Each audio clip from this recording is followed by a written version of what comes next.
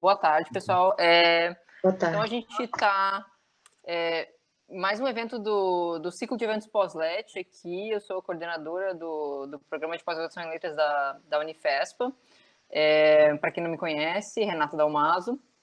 A gente agora vai começar, então, um webinar de gramática instrumental da língua inglesa, estratégia de prova de proficiência, com o professor Rangel Perucchi, que é meu colega na FALET. E essa vai ser a primeira vez que a gente vai organizar esse webinar nesse formato, no Google Meet. Então, às vezes, vai ter alguns percalços, mas a gente pede paciência de você. Manda ver, Rangel, agora é contigo. Ok, então? Ok, então. Obrigado, professora Renata. Boa tarde a todos. Hoje eu pretendo dar continuidade àquele primeiro encontro. No primeiro encontro, nós trabalhamos a ideia... Só um segundo. No primeiro encontro, nós trabalhamos a ideia de skimming, scanning, bagagem cultural e a importância do vocabulário. Eu apresentei as estratégias de leitura e naquele momento eu comentei o seguinte, que as estratégias funcionam, já são estudadas há muito tempo, só que atualmente sabemos que vocabulário é importante. Então a dica é desenvolva o seu domínio vocabulário, especialmente aquele vocabulário mais simples. Quando se fala em vocabulário para leitura em uma língua, se acredita que há 3 camadas de vocabulário, níveis de especificidade. Os textos, em geral, trabalham na primeira e na segunda camada. Por que isso é importante? Porque se vocês forem ler um texto e que tiverem um domínio vocabulário, a leitura vai ser mais fluida. Algumas poucas palavras necessitarão de busca. Então, a dica é, para além daquelas estratégias, adquiram vocabulário. Adquiram como? Por meio da leitura, por meio da pesquisa online, pela busca em dicionários físicos ou virtuais. A questão é, adquiram vocabulário na língua-alvo. Hoje eu irei trabalhar com vocês uma parte da gramática da língua inglesa, bastante inicial, mas extremamente importante. Vocês irão ver hoje, no primeiro momento, mas eu tenho percebido, com o passar do tempo, que nem sempre as pessoas dominam aquela parte mais básica da estrutura da língua. E essa estrutura da língua, a parte mais básica, é o que vai fazer com que a gente consiga perceber quando um autor está afirmando algo, quando ele está negando. E isso é extremamente importante na compreensão de um texto. O que eu tenho aqui é possível acompanhar. O que eu vou trabalhar hoje é personal pronouns, pronomes pessoais. A gente vai revisar isso rapidamente. To be verb, o verbo to be, entender como que ele se estrutura numa sentença.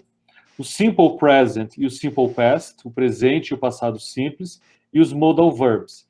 Eu creio que nesse momento, para vocês, o que vai soar mais diferente é a compreensão dos modal verbs, certo? Mas nós iremos começar pelos personal pronouns. Quando eu falo em personal pronouns, pronomes pessoais, é fundamental que não haja dúvida durante a leitura do sentido desses personal pronouns, a tradução, né, que seria na nossa língua.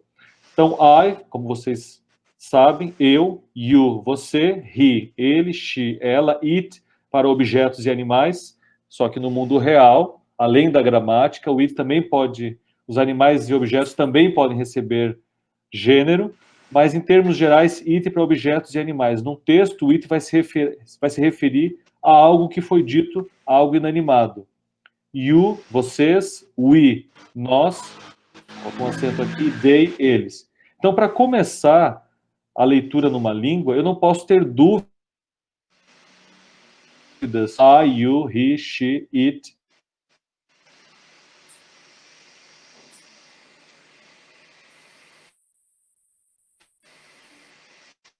We, it, you, they. Certo? Pensando nisso, língua inglesa, sentença afirmativa na forma negativa e na forma interrogativa. O verbo to be, em linhas gerais, aquilo que é tido como padrão na língua é I am, you are, he, she, it, is, we, you, they, are. Só que nós precisamos entender também que isso é o padrão. Em alguns textos vai haver uma forma diferente, que é ain't. Vai ocorrer em menos, com uma porcentagem menor, mas às vezes, quando forem se referir à fala de uma pessoa, vocês não irão ver o I am, ou algo do tipo you are. Vai ser usado ain't. Em algumas variedades da língua, para várias pessoas, para outros, apenas para o I, o personal pronoun I. É importante perceber também a forma contração, contracted form. I am, a contração vai virar I'm. You are vai virar your. She is vai virar she's. He is vai virar his. It is its. We are we're. You are your. E they are their. Na forma negativa, você apenas insere o not após o verbo to be. Então, aquilo que era I am vai virar not.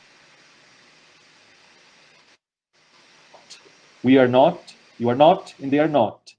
E na forma interrogativa, na nossa língua nós utilizamos a entonação. Na língua inglesa eu tenho que deslocar. Então, se na forma afirmativa eu digo I am, na forma interrogativa eu vou dizer am I not in the right room? Pensando em you. Afirmativa, you are. Interrogativa, are you free now? Pensando no she. Afirmativa seria she is. Interrogativa, is she there? He. Is he here?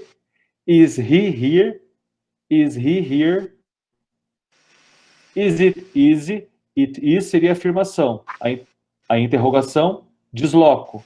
Is it easy? A mesma lógica. Are we on the right line? Are you living now? Are they listening well? Qual é a ideia dessa retomada bastante básica da língua? É chamar a atenção de vocês para a forma, para a contração e para essa estrutura, que na negativa eu apenas insiro o not e na interrogativa eu desloco o verbo to be para frente.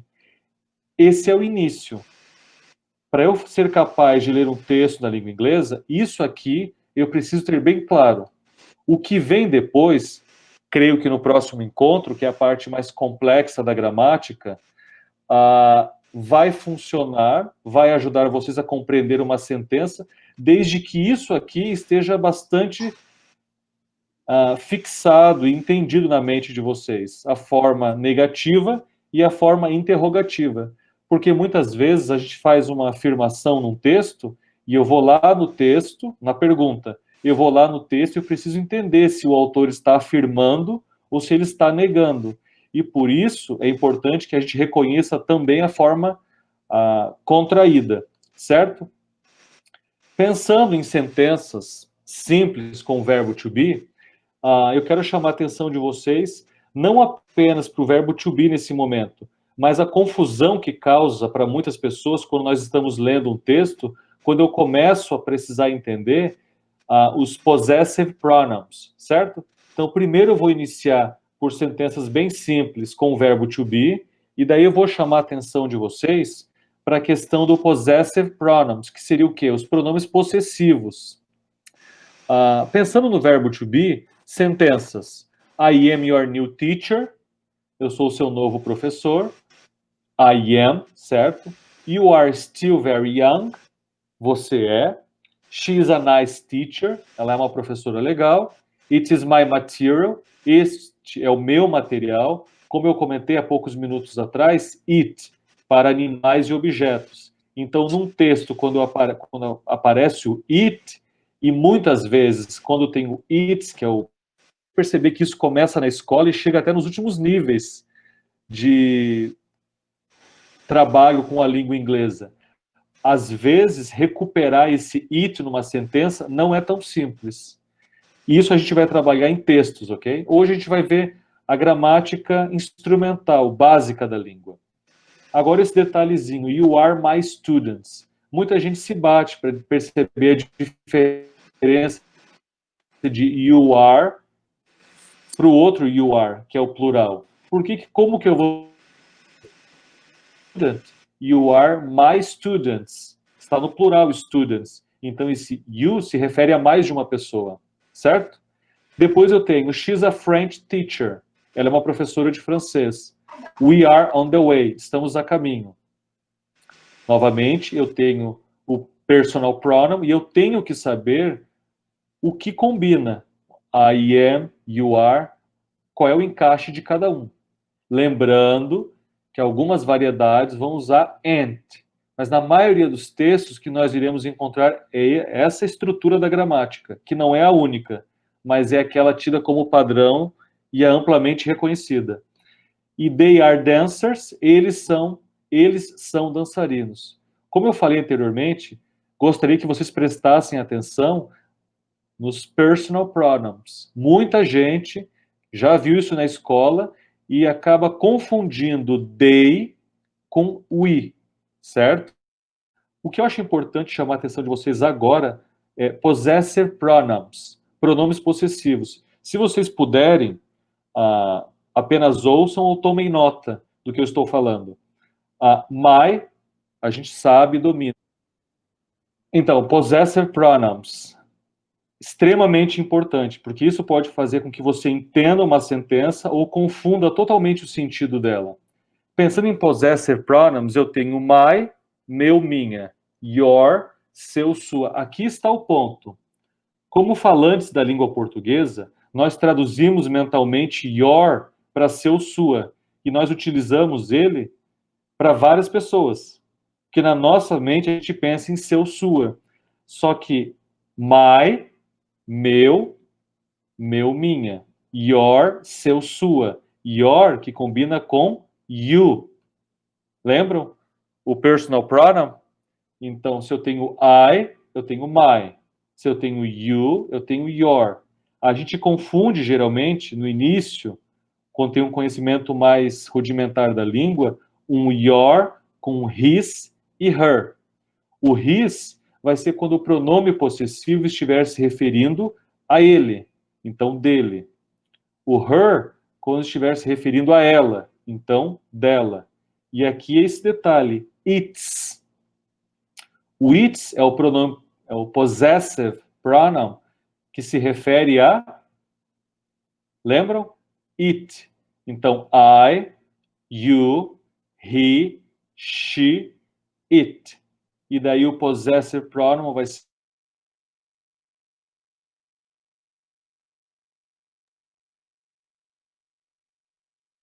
its. Nossos, nossa, nossas. E your, seus, suas. Lembram? Eu tenho you singular e you plural. Na sentença eu vou conseguir recuperar se aquilo é singular ou plural.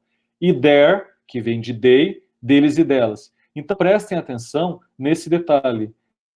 Eu tenho que buscar perceber que o possessive pronouns, cada um deles se refere a um subject pronoun.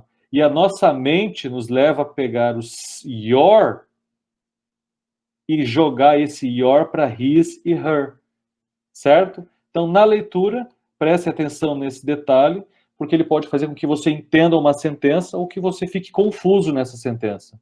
Então, this is his car. Se eu escrevo que é his, então o carro é dele. O subject pronoun vai ser he. E o personal pronoun, his, porque se refere a ele. Jane is her sister.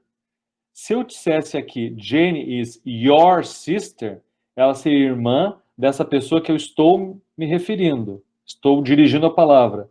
But Jane is her sister é a irmã dela, é uma outra pessoa, que não sou eu. Quer dizer, não é a pessoa que está à minha frente. Do you know where your books are? Do you know where your books are? Então, os livros são de quem? Your? Do you know where your books are? Seu, né? A pessoa que está à minha frente. Aqui eu estou me referindo. Is this their classroom? Então, aqui a sala de aula é daquelas pessoas e essas pessoas eu não me incluo, porque são eles. Como que eu sei que são eles? Porque o pronome, o possessive pronoun here é their. Então, their se refere a eles, they. Eu não estou nesse grupo. No, it's our classroom. Se eu uso o possessive pronoun our, significa que eu estou nesse grupo, porque esse possessive pronoun se refere a we. We quer dizer nós, então eu estou presente. Certo? Então, a gente viu o início da língua, personal pronouns, depois nós vimos o verbo to be, que eu preciso ter em mente muito claramente, I am, you are, he, she, it is, we, you, they are, e daí eu tenho a forma contraída, para quando eu olho vir aquela apóstrofe, uma letrinha, é a forma contraída. Eu tenho a forma negativa, que eu acrescento o not, nessa estrutura básica da língua, e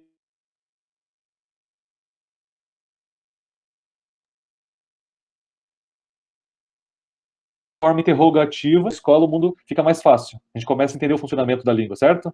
Então, saindo dessa parte estrutural básica da língua, eu gostaria de chamar a atenção de vocês para o simple present, presente simples, para em seguida trabalhar com past simple, passado simples. Há outras estruturas na língua? Sim. Essa é a parte instrumental, básica da língua, para você encarar o texto e começar a abstrair, retirar um sentido dali. Então, o que seria o presente simples? Como que eu entendo ele na língua inglesa? O simple present é um tempo verbal utilizado para indicar ações habituais que ocorrem no presente. Então, estou falando de uma rotina, muitas vezes, que ocorre no presente. Além disso, ele é usado para expressar verdades universais. Pensem, o vento sopra a terra gira de um lado X para um lado Y, o sol nasce num ponto X, a lua, essa questão de verdades universais. A lua é um satélite. Pense em algo assim que vai ficar mais claro. Sentimentos, desejos, opiniões e preferências. Com os exemplos, vai ficar bem simples de compreender o que é o simple present. E essa parte aqui dos advérbios eu coloquei no último minuto para vocês, porque eu pensei o seguinte: muitas vezes, quando nós estamos lendo na língua inglesa e a gente não tem essas palavrinhas aqui, essas palavritas mágicas, a gente se perde. Então é importante que ainda hoje vocês olhem esses advérbios e memorizem, certo? Porque na leitura de um texto, a gente precisa entender esses advérbios para conseguir entender a estrutura, a que tempo está se referindo, qual é a relação de um termo com outro termo. O que eu quero dizer com isso? Por exemplo, começa com first, certo? Preciso saber o sentido de first. First significa o quê? Primeiramente, antes de tudo. Por exemplo, numa receita, ou quando uma receita de como preparar algo, ou quando eu estou falando de um evento histórico. Eu tenho que recuperar a sequência de eventos sabendo esses advérbios. Então, eu preciso saber o que significa first. Tonight, hoje à noite. Today, hoje. Yesterday, certo? Importantíssimo. Tomorrow, late, tarde. Early, cedo. Eventually. No primeiro encontro, eu comentei isso com vocês. Eventually é um falso cognato. Isso faz parte do nosso primeiro encontro. Eventually não significa eventualmente. Certo? Eventually significa no final das contas, finalmente. Eventually we catch him. Aprendi isso num desenho. Forever, para sempre. Immediately, imediatamente, é um cognato. Then, então, naquele tempo. Lately, ultimamente, recentemente. Suddenly, de repente. Finally, é um cognato. Finalmente. Before, antes. After, depois. Last, passado. E next, próximo. É fundamental saber o sentido de first, next, last, after e before. Por quê? Porque numa leitura isso vai te guiar a percorrer o conteúdo que está sendo passado. Eu preciso saber que before significa algo que vem antes no texto e after depois. Então, deem uma olhada nesses advérbios, eu posso enviar esse outline e memorizem, caso vocês não saibam. Creio que a maioria de vocês já tem esse conteúdo. Vamos ver alguns exemplos agora do Simple Present. He plays soccer very well. He plays soccer. Então, é um presente simples. She loves chocolate. She loves chocolate. They go to school in the afternoon. They go to school in the afternoon. I always read the newspaper in the morning. I always read the newspaper in the morning. We generally travel to Brazil in December. We generally travel to Brazil in December. Então, aqui eu tenho alguns exemplos do Simple Present. Perceberam? É um tempo que vai lidar com verdades universais. O exemplo do sol, que nasce, não lembro mais. Do sol, da lua, do vento, a temperatura. Verdades universais. Sentimentos, I love you, por exemplo, eu poderia dizer um Simple Present. Desejos, opiniões e preferências. Daí eu gostaria que vocês dessem uma olhada nesses advérbios, que são fundamentais, para que se leia na língua inglesa. E agora a gente vai para o past simple, passado simples. Qual é a forma mais, digamos, prática de vocês entenderem o past simple? O past simple se refere a um tempo passado que teve início e fim. Porque nós sabemos que na língua inglesa há outros tipos, certo? Esse aqui é fundamental para um contato com a língua inglesa inicial. Então, como que eu posso entender o past simple? Ele é usado para indicar ações passadas já concluídas, ou seja, para falar de fatos que já aconteceram, que começaram, como eu disse, e terminaram no passado. Para reforçar o uso do simple past, muitas expressões temporais são utilizadas nas frases. Então, é interessante quando a gente vai falar, por exemplo, para mim, a língua inglesa hoje já é muito mais próxima. E daí, como é uma língua mais próxima para mim, no contato com uma outra língua, a gente se dá conta da importância do advérbio. Por exemplo, em espanhol, alguém que está aqui lembra como que eu digo ontem? É importante, é uma coisinha tão simples, mas se a gente não sabe dizer ontem, esse advérbio de tempo, é difícil muitas vezes de se comunicar, de se expressar, porque é fundamental saber isso, certo? Em espanhol é ayer.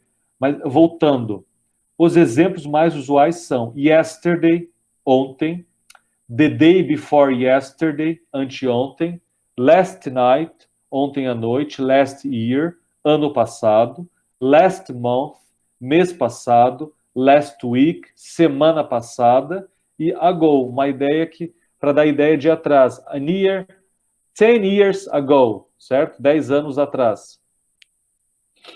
Aqui eu tenho alguns exemplos para que vocês visualizem o past simple. É muito engraçado, às vezes eu vejo past simple, às vezes simple past. Aqui eu coloquei os dois, não sei por que motivo.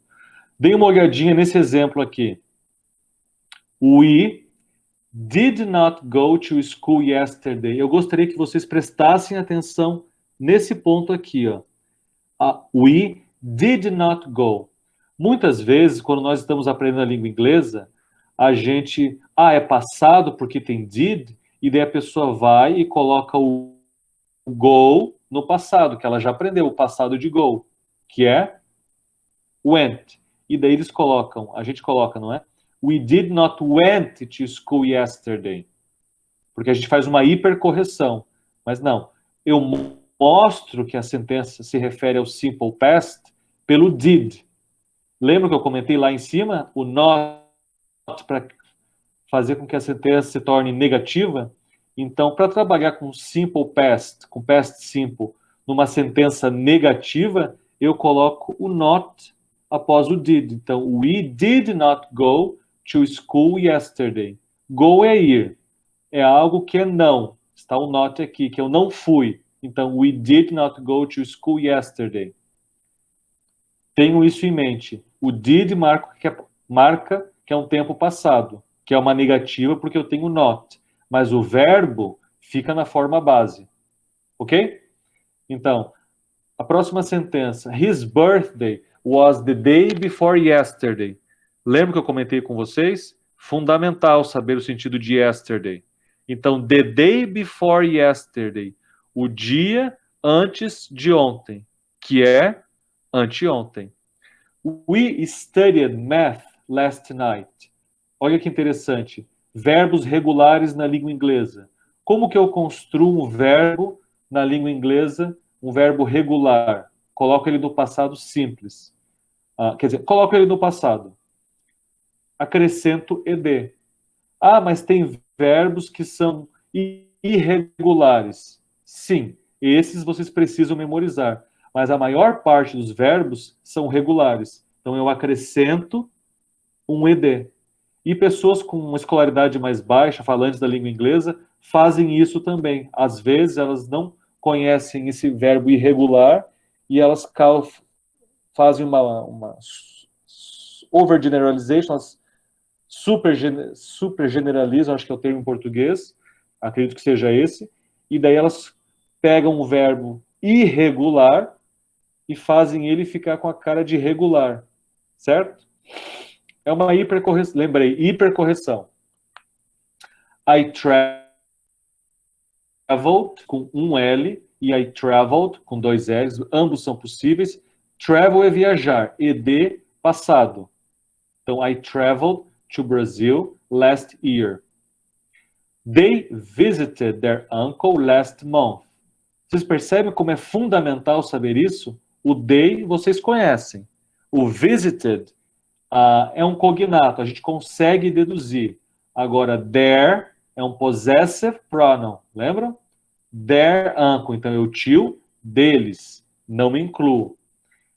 E last month, mês passado. É fundamental saber advérbios de tempo. I called you 3 days ago. Tem que saber o ago, é importante, ajuda, quer dizer, é fundamental. And we learned how to dance samba last week. Last week, semana passada. Learned, não é um cognato, mas é um verbo, olhem aqui, um ed no passado. We learned how to dance samba last week. Nós aprendemos a como dançar samba last week, que é quando? Semana passada. Se fosse mês, last month. E se fosse ontem, yesterday. Ok? Então, tendo caminhado pelo personal pronouns, verbo to be, que a gente viu isso muitas vezes na escola, pensando no possessive pronouns, prestar atenção que o your, a nossa mente nos leva a falar your, certo? Mas eu tenho que ver que your combina com you. Se eu quero me referir a algo que é dele, aquela pessoa ali, então é his, sexo masculino, e her é dela. Na sentença, numa sentença na língua inglesa, isso chama atenção, para você saber a quem se refere aquele possessive pronoun. Agora, eu gostaria de chamar a atenção de vocês algo que eu vi na escola durante muitos anos, eu vi na minha graduação, mas eu creio que a ficha só tenha caído para mim no mestrado. O que é um modal verb? Olha que interessante, modal verbs, verbos modais. O verbo modal, ele modaliza um verbo que vem depois. Então, pense num subject pronoun. I. É um subject pronoun, certo? Pensem no verbo. O mais simples, study. I study every day. Ok. Agora eu vou utilizar um modal verb para modalizar esse verbo. Eu posso mudar esse sentido. Ao invés de falar I study every day, eu posso dizer I must study every day. I should study every day. Perceberam que a intenção, o sentido muda? Quando que eu entendi modal verbs? Quando uma professora no início do semestre falou, Rangel, you should study verb tenses. Ao final do semestre, a mesma professora escreveu, Rangel, you must study verb tenses. Daí eu entendi o peso.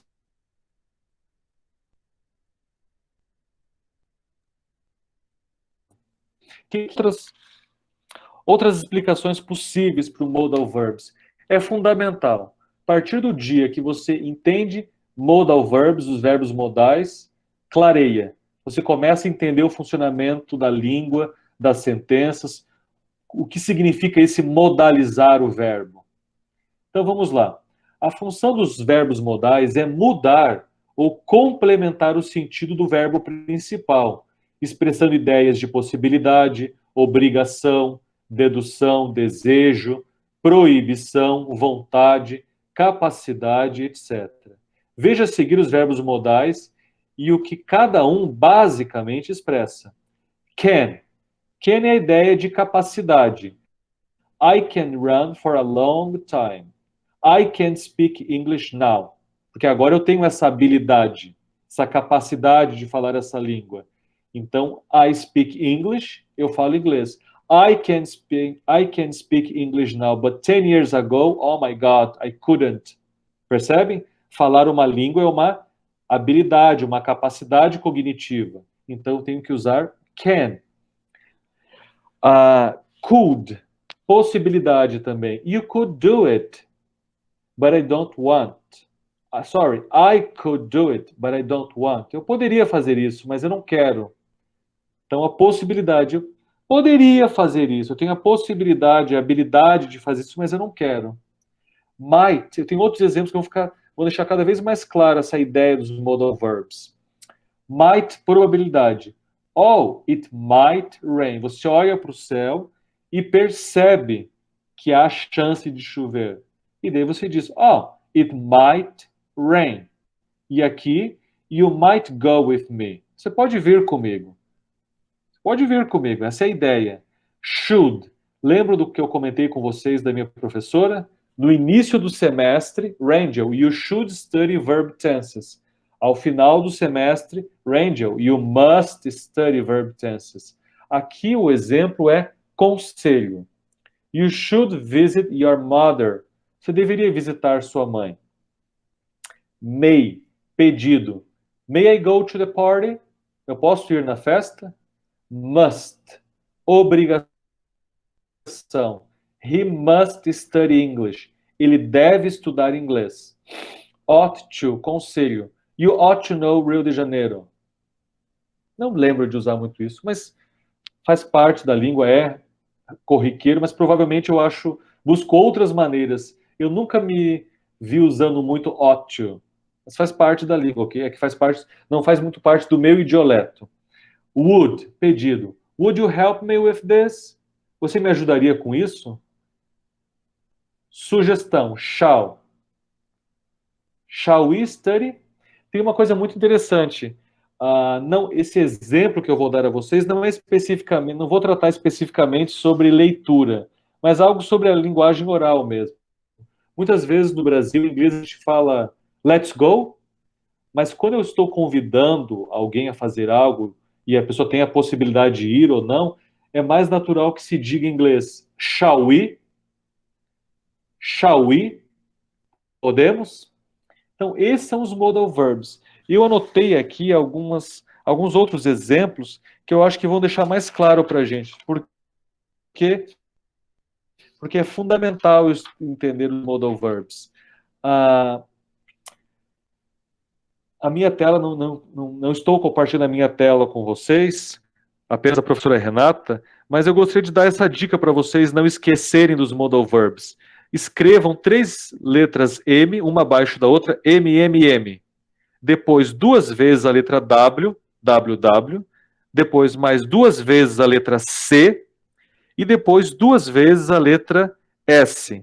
Então, M, M, M, W, W, C, C, S, S. O que eu quero dizer com isso? Para vocês nunca mais esquecerem. Quais são os modal verbs? Os modal verbs são must, might, may, agora com W, will, would, agora com C, can, could, com S, shall e should. Um outro detalhe, I should study tonight. Quando eu vejo should e vejo study, a nossa mente já criou um padrão. Então, entre aquilo que eu considero um verbo e outro verbo, a nossa mente nos leva a colocar o quê? Um to. Esqueçam o to. Não há to entre um modal verb e um verbo, ok? Então, sem to entre o modal verb e o verbo. Então, eu digo em inglês, I can play soccer. Não I can to play. Certo? Erro bem comum. Lidando com a leitura na língua inglesa, isso não vai ser uma questão para vocês que vai dificultar, porque não irá aparecer nesse texto um to entre um modal verb e um verbo, mas para que vocês saibam, para que não cometam esse lapso, certo? E eu também não coloco S na terceira pessoa do singular quando estou utilizando um modal verb. Então é she can speak 5 languages. She can speak 5 languages. A gente martela tanto a terceira pessoa do singular, o S, no verbo, que a gente vai e insere, mas ele não existe, certo? Então, para entender, por exemplo, esses modal verbs, must, might, may, will, would, can, could, shall and should, eu trouxe mais alguns exemplos. Quando vocês olharem para o modal verb might, pensem na ideia de possibilidade. Oh, they might be eating lunch. Naquele momento do dia, they might be eating lunch. Quando eu tenho um verbo e ele está aqui no gerúndio, esse eating, they might be eating lunch. Esse ing aqui, esse gerúndio, marca que é uma ação que está acontecendo. Mas o nosso foco aqui é might. Então, possibilidade. They might be eating lunch. She might give us a discount. She might give us a discount. Lembra do sentido de might? Possibilidade. May também é possibilidade. The teacher may be late today. The teacher may be late today. É uma possibilidade de que ele se atrase hoje. Uma permissão. May I leave now? O aluno se levanta. May I leave now? Por que os modal verbs nessa sentença são importantes? Porque se vocês perceberem que might, possibilidade, may, possibilidade e permissão, ao ler um texto, vocês irão entender as relações entre as sentenças. Ok? Então, continuando. Must, probabilidade. She must be stuck in traffic. She must be stuck, presa, in traffic. Necessity. I must go home right now. Necessidade, uma urgência de fazer aquilo. Will. Will eu estou lidando com tempo futuro. É um modal verb. I will study tomorrow. Qual é o modal verb? Will. Study, estudar. I will study tomorrow. Para vocês perceberem o funcionamento dos modal verbs, façam esse exercício. Peguem um subject pronoun, peguem um verbo, coloquem o modal verb antes desse verbo e vocês vão buscar perceber as diferentes relações que ele consegue criar. I must study, I should study, I will study. Ok? Continuando. I will leave at 7 o'clock. I will leave. Agora, promise and willingness. Uma promessa e uma disposição. I will give money to charity this Christmas. Mas eu também posso ter will, além de outras possibilidades, para fazer um pedido polido. Will you help me with this? Ok? Eu também poderia utilizar would para fazer um polite question, uma pergunta educada. Would you help me with this? Would. Would you help me with this? Perceberam? É uma forma mais educada. Invitations, preferences, desires. I would like a cup of tea. I would like a cup of tea. Então, eu gostaria de um copo de chá. Um exemplo que a gente já viu muitas vezes na vida, I can speak English, porque can, esse modal verb can, habilidade.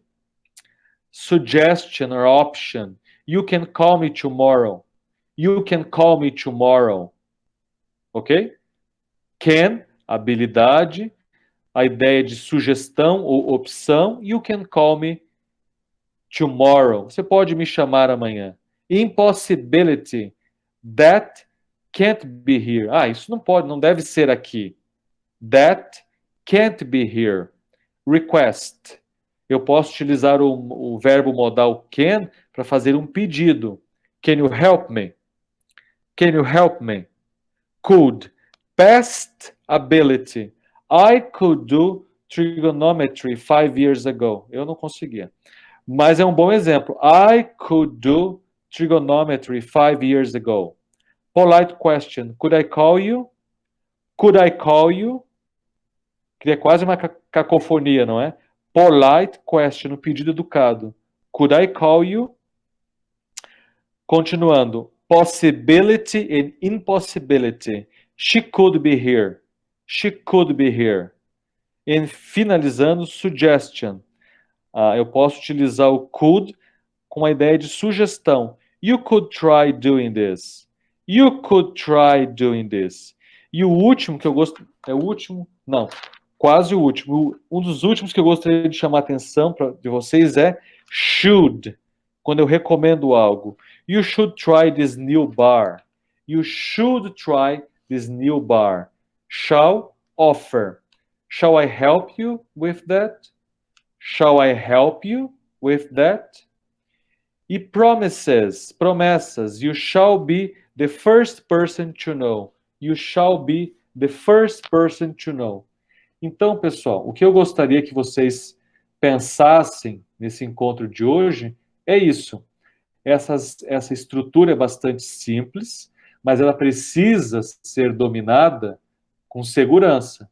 Eu preciso saber na língua inglesa personal pronouns, verbo to be, como que eu faço a forma negativa e interrogativa dele, para que daí, após esse entendimento, eu consiga, durante a leitura de um texto, entender o possessive pronouns, aquilo que a gente viu na escola muitas vezes em tabelas. Eu preciso saber a que cada possessive pronoun desses aqui se refere. Eu preciso saber a quem o mais se refere, o her, o our, o their. Perceberam? Daí eu apresentei a vocês alguns exemplos bastante simples. Depois eu apresentei a vocês uma maneira de entender o simple present, que é a ideia de verdade universal, sentimentos, desejos, etc. Fundamental que vocês aprendam, memorizem advérbios, ok? Precisa saber first, finally, before, after, last, o último, né? Ou passado, desculpa. É um outro sentido. Last e next. Por quê? Porque na leitura eu preciso dominar o sentido desses advérbios para acompanhar a evolução, inclusive, do tempo, quando é algo que refere a um evento histórico ou a uma fórmula, a receita de algo, certo? Depois nós fomos para o past simple. Comentei com vocês que a ideia é muito parecida, não é? Com a nossa em língua portuguesa, mas eu tenho que pensar que é uma ação que aconteceu e finalizou no passado. Preciso também ter em mente que quando eu uso o not, então é uma negação. Eu uso not, por exemplo, depois do did. E eu tenho que perceber que eu não posso colocar o verbo no passado. Ele fica na forma base. O que marca o passado é o did aqui na frente. E que marca que é uma sentença no passado e ela é negativa, ou seja, que algo não foi, que não... Por exemplo, go é ir. Que não foi, a negação está no not. E o passado está no did. Ok? Se for uma afirmação, vai ser mais simples. Porque o verbo estará no passado. Se for regular, eu pego o verbo, a forma base do verbo e acrescento ed. E se for um verbo irregular, eu preciso memorizar. Lembro que o período da vida que eu mais aprendi de verbos foi no 8º ano. Listas, ok? As listas de verbos funcionam. Basta você ler. E daí, eu apresentei a vocês a ideia de modal verbs. Eu tenho study, por exemplo, e eu coloco um modal verb na frente desse study e eu modalizo. Eu mudo o sentido daquele verbo, modalizo ele. Eu posso daí me referir àquele verbo dando uma ideia de obrigação, de necessidade. É só prestar atenção na sentença. E daí, nesse quadro, eu creio que é um bom resumo desses modal verbs. Can, could, might, should, may, must, ought to, would and shall. Certo? No primeiro encontro, a gente falou sobre as estratégias de leitura para abordar um texto, para que eu não vá direto para o dicionário e ache que ler numa língua estrangeira é traduzir termo a termo. E hoje, o que a gente fez foi, nós fizemos uma revisão da gramática básica da língua. Nós sabemos que essa gramática não é a gramática da língua inglesa, há muitos outros detalhes. Mas, para começar, eu preciso ter isso bem solidificado na minha mente, entender a negação, entender como que eu faço uma interrogação e pensar nos verbos modais. Certo? Eu acredito que por hoje é isso. Agora eu vou chamar a professora Renata, vou chamar para ver se ela está me ouvindo, para que a gente possa encerrar. Certo? Oi, Rangel. Oi. Eu estou ouvindo sim. Ah, que bom. Eu acho que a gente pode abrir para perguntas. Ótimo, quem sabe o pessoal tem alguma questão específica. Bom, uma pergunta que eu teria é como que entender essa gramática básica pode ajudar na hora de responder, na hora de estar tentando ter sucesso numa prova, por exemplo, de proficiência. Então, como que Ótima pergunta. Esses mecanismos vão poder te ajudar? Ótima pergunta. Uma coisa que eu entendi com alguma leitura foi o seguinte: eu preciso de vocabulário. Vocabulário é fundamental. Além do vocabulário, eu preciso entender se aquela sentença que eu estou lendo, se eu estou afirmando ou negando. Porque é o que tudo indica a nossa mente, a gente lê um texto buscando confirmar ou rejeitar hipóteses.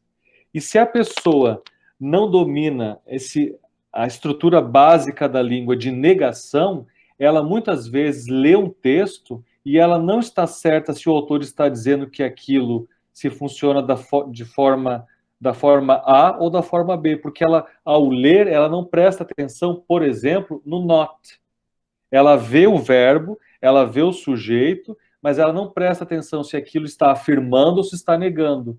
E daí a gente vê nas provas que a pessoa muitas vezes lê um texto imaginando que o autor estava falando o contrário daquilo.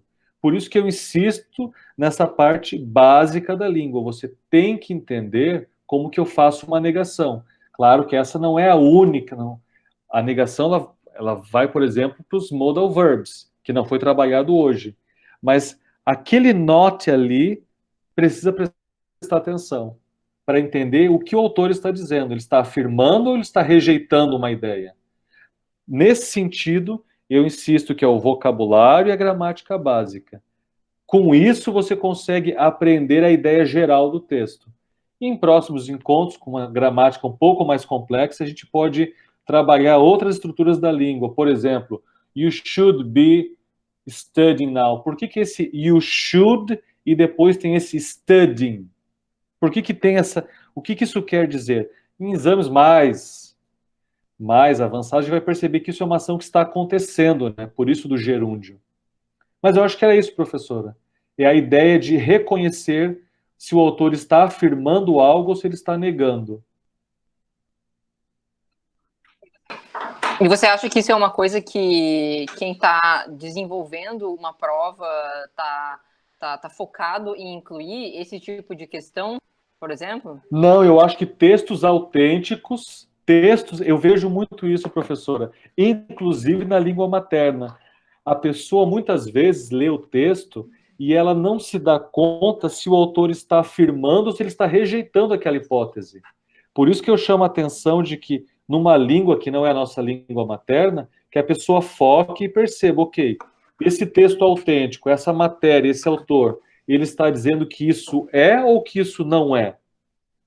Porque é o que tudo indica, a nossa mente a gente lê para confirmar hipóteses. Eu tenho conhecimento sobre esse assunto e daí eu vou ler aquele texto e eu vou, tá, é isso. Até que em alguns momentos eu percebo, não, não é isso. Então, ele está afirmando ou negando é fundamental. A partir daí, a gente continua. Agora, precisa saber se ele está afirmando ou negando. Para Rangel, repetir o significado de ought to, Eu que ela não nunca entendeu muito bem. uso. Eu nunca uso. Vou te dar um exemplo aqui. You ought. A ideia, Rio de Janeiro, esse exemplo para mim foi o que mais. Como eu comentei, no meu idioleto, eu não uso. Ouço nos filmes, vejo, mas eu não uso. No meu processo. É assim, Não sei se você usa, professora, mas eu não uso. Às vezes, tipo, you ought to save money É. if you want to buy a house or if you want to travel. Perfeito. You ought to bring a coat if it's cold outside. You ought Ótimo. to, I don't know, yeah. You ought to Aqui study before a test, É que, engraçado, na minha mente, por não ser nativo, né, nunca soa natural o ótio. Talvez se eu morasse mais tempo, etc., ele viesse a se tornar mais natural. Mas voltando aqui, ótio, conselho, you ought to know Rio de Janeiro. É uma cidade turística e you ought to know. Você deveria conhecer, seria legal se você conhecesse. Você deveria conhecer. É que ele pode ser... Muitas vezes você pode substituir ele por should. Por É exemplo, isso que é interessante. Né? Então, eu acrescentei aqui, pessoal, porque ele existe, mas eu poderia colocar you should. Nos livros didáticos, etc., a gente usa muito should. Eu coloquei porque ele existe, certo? Mas no meu idioleto, como eu comentei, eu não uso. Tenho consciência de que eu nunca lembro de usar ought to. Você usa, professora? não tanto, Eu não acho uso. que eu recorro mais ao should. Talvez quando eu escrevo na linguagem escrita, às vezes eu puxo um vocabulário que não é o da minha linguagem falada. Sim, mas, sim. Mas ótima mas tua eu pergunta. uso mais o should também. Ótima pergunta. Chamou a atenção esqueci o nome dela, desculpa. Mas Da da Lohane. Lohane. Chamou sua atenção, Lohane, mas é aquilo. Poderia ser should. Talvez uma situação mais formal, etc., eu posso usar ought to. Mas eu resolveria com should. Oh, you should visit Rio de Janeiro. Estaria correto. Então é isso, pessoal. Essa é a estrutura básica da língua. Prestem atenção na contração, na forma negativa, na interrogação. E eu repito mais uma vez: vocabulário. Eu acho que, então, se alguém tiver mais alguma pergunta,